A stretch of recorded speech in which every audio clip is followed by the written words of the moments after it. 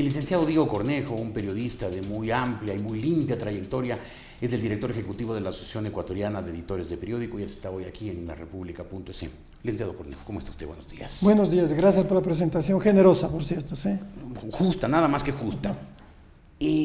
¿Usted siente que esta nueva ofensiva contra la prensa tiene algún objetivo específico o es parte de esta campaña que el país ha padecido 5 años y medio? Me parece que es parte de la campaña de 5 años y medio con un objetivo específico, digamos, para ir a la pregunta. El objetivo específico es la elección presidencial.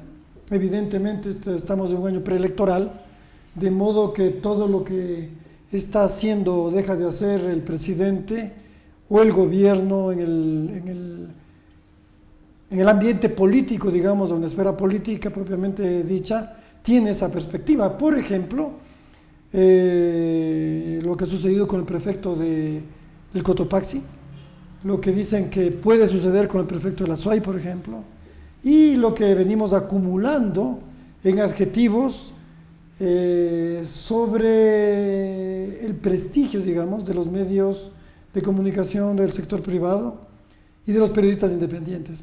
Ahora que se acentúa aquello, apunta a lo que sería una reelección, porque por lo pronto contamos con un precandidato oficial, ¿sí? Incluso diría que en alguna medida esta prohibición de que los ministros puedan tener una presencia importante en los medios privados, creo que también es parte de una estrategia por medio de la cual solo hay una figura que habla, que pronuncia, que adjetiva, que informa por parte del Ejecutivo, quién es el presidente de la República, ¿sí? O sea, ¿usted cree que no solamente quiere amordazar a los periodistas independientes, sino también quiere amordazar a sus propios ministros para que el único que hable sea el señor Correa? De hecho, es eso. Ahora, esta campaña tan agresiva, tan violenta, tan malvada contra la prensa independiente, ¿logrará exterminarla? No, definitivamente no. Y creo que esa es una de las obsesiones que le llevan al presidente Correa a las últimas decisiones que ha tomado, porque no ha sido suficiente con que destroce periódicos en público, con que haya una campaña de adjetivos, con que haya un año, el 2011, con 2 juicios importantes, el del Universo y el de los periodistas Juan Carlos Calderón y Cristian Zurita. Esos 2 juicios no pudieron demostrar los prejuicios del gobierno exactamente. 1, que la prensa es corrupta, la prensa privada, y 2, que los periodistas son sicarios de tinta. Lo único que se demostró en el 2011 es que hay una perversa, peligrosa subordinación, por decirlo de esta manera, de los jueces al Poder Ejecutivo, que está muy cerca de lo que podría ser calificado como corrupción, pero hay problemas sumamente serios, lo que sabemos del Chucky 7, por ejemplo. La narcovalija, un escándalo monumental que el gobierno le está echando tierra encima. Así es, pero yo me refiero incluso en el juicio de Juan Carlos Calderón y Cristian Zurita, no se aceptaron 22 pruebas objetivas de quienes fueron finalmente condenados, y se aceptó la prueba madre del presidente, su propio testimonio, para probar que sufrió daño moral y que eso le causó un perjuicio. ¿Te das cuenta? Entonces, eso no ha sido suficiente. 5 años de ataques no han sido suficientes. Cadenas nacionales de las que hemos sido víctimas muchas personas, con el objetivo preciso de desprestigiarnos, de causar graves lesiones a nuestra reputación, una reputación construida por parte de periodistas y de medios durante muchos años. Parte es lo que digo, son ya medidas inusuales, desesperadas por parte del gobernante. Exhibir la fotografía de un profesional del periodismo que le conocemos. Es un hombre intachable, además. Gustavo Cortés es un hombre intachable que ha hecho una larga carrera periodística. Exhibirlo de esa manera es prontuariarlo, como nos han prontuariado en algunos casos. En el mes de noviembre del 2011, quienes asistimos a la Comisión Interamericana de Derechos Humanos fuimos más exhibidos que los 10 más buscados. Claro. Eso la ciudadanía tiene que tomar conciencia de aquello. Eso es sumamente peligroso, porque así como hay gente que en la calle a uno se le acerca a manifestarle la solidaridad, son mayoritarios. Puede haber algún fanático De hecho, puede haber un fanático que de repente le agrede a César Ricaurte de Fundamedios, como ha ocurrido, repitiendo los argumentos del presidente de la República, acusándolo de informante de una embajada. ¿Qué pueden hacer los medios independientes, los periodistas independientes? ¿Qué podemos hacer frente a esta campaña? Nosotros tenemos que defender nuestra profesión. Tenemos que hacer cada vez un mejor periodismo. Tenemos que hacer periodismo de investigación pese a las circunstancias. Tenemos que afirmar nuestras convicciones. Tenemos que pulir, perfilar nuestros códigos de ética. Y tenemos que defender la Comisión Interamericana de Derechos Humanos. Claro. Más allá, el Sistema Interamericano de Derechos Humanos. Porque cuando agotemos todas las vías nacionales, se van a agotar, porque, como digo, hay una justicia que está subordinada al Poder Ejecutivo. El único espacio que nos queda es la legislación interamericana de protección de los derechos de los periodistas. En la legislación interamericana, los periodistas somos considerados defensores de los derechos humanos. Así fue que concurrimos a la comisión en octubre del 2011, Ajá. en esa condición, precisamente. Eso es lo que hay que hacer. Y un elemento adicional, Jorge, si me permite, y a la ciudadanía, hay que perder el miedo a hablar. No nos queda otro camino. Yo sé que hay una combinación en el país de recursos económicos y miedo. Cuando se suman estos dos recursos en el ciudadano común, o estas dos circunstancias, uno mira para otro lado. Claro. Cuando falta uno de los dos, empieza a enfrentar una realidad distinta. Pero hay un tema histórico, jurídico, hay un tema de convicciones, de moral pública, ciudadana incluso. Hay que perder el miedo. Solo tenemos que reivindicar nuestro derecho constitucional a hablar, a dejarnos oír, como ciudadanos y en nuestra profesión, por supuesto. Eso es lo que luchamos por hacerlo todos los días de la mejor manera posible.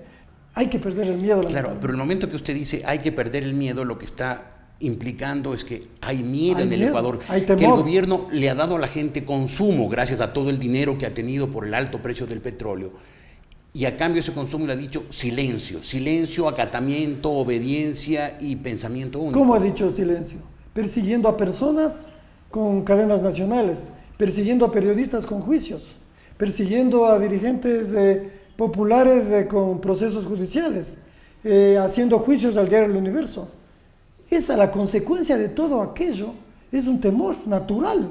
Es un temor natural que se produce en cada ciudadano. Pero una sociedad en que hay miedo no es una sociedad democrática, es una sociedad tiranizada. Es una sociedad que por lo menos, digamos de esta manera, tiene una democracia muy enferma, o que presenta una dolencia muy grave que puede llevarle a la muerte, claro que sí. Uh-huh. Ahora, los periodistas, a pesar de todo, o muchos, seguimos hablando, seguimos diciendo nuestras cosas, nos siguen ofendiendo, nos siguen insultando, nos siguen llenando de calificativos, pero eso ha logrado que la gente tenga un reconocimiento hacia la prensa, o al contrario, mucha gente, especialmente la gente intelectualmente más vulnerable, más frágil, se ha creído el cuento de que la prensa es corrupta y que por lo tanto hay que no creerla y desestimarla. Bueno, hay que hablar porque hay que defender las convicciones, eso es muy importante. Nosotros tenemos es que nosotros no somos sicarios.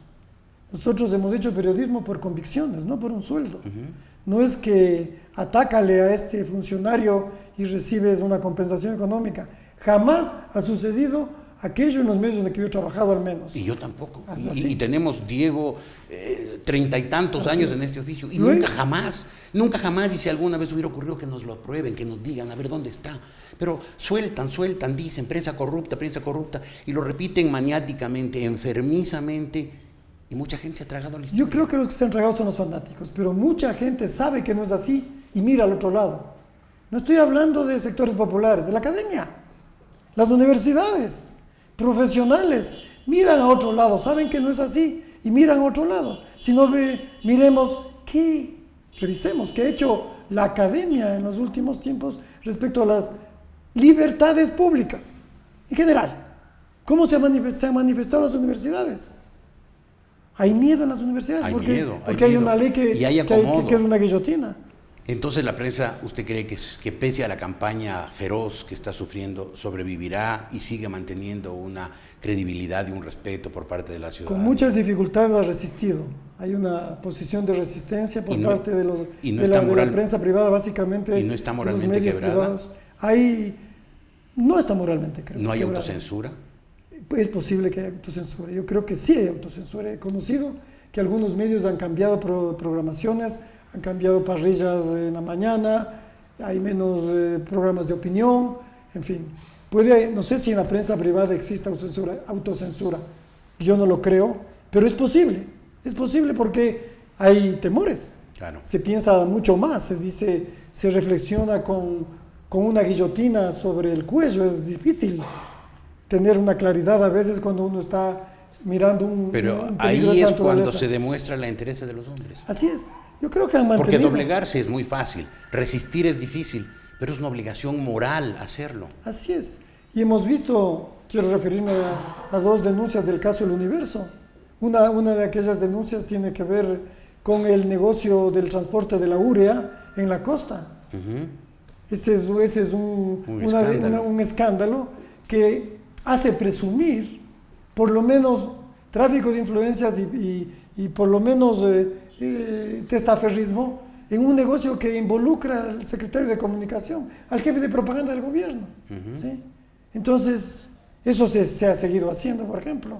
Se ha hecho un informe sobre cómo, de ser un deudor con serios problemas, el presidente de la Comisión de la Corporación Financiera Nacional ahora es un banquero próspero. Según el presidente Correa, ese informe es el que desata la orden para que los ministros no hablen. Pero queremos que hablen.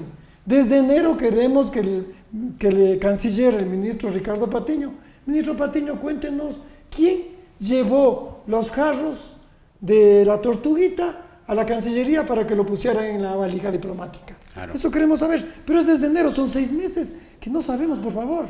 A menor transparencia, mayor corrupción. Esa es la ecuación. A mayor transparencia, menor corrupción y viceversa. Claro. Licenciado Cornejo, muchas gracias por haber estado aquí. Creo que hay que seguir, pese a todas las dificultades, pese a todos los problemas, resistiendo. Resistimos con razones, con convicciones y sin adjetivos peyorativos, sin insultos, porque esto no lo hemos hecho jamás. ¿Sí? Exacto, así es. Muchas gracias nuevamente, licenciado Cornejo. Muchas gracias a la audiencia. El licenciado Diego Cornejo es el director ejecutivo de la Asociación Ecuatoriana de Editores de Periódicos. Quiero simplemente recordarle al público que la prohibición para que los ministros comparezcan ante la prensa empezó ya hace largo tiempo. Yo era periodista en un canal de televisión, una cadena nacional de televisión, y un día pues fue informado de que los ministros, ningún funcionario del gobierno, ningún empleado del señor Correa, incluidos, y repito esto, incluidos los comandantes de la policía y de las Fuerzas Armadas, podían aceptar entrevistas conmigo. Son las restricciones antidemocráticas en esta democracia enferma, como bien dijo Diego.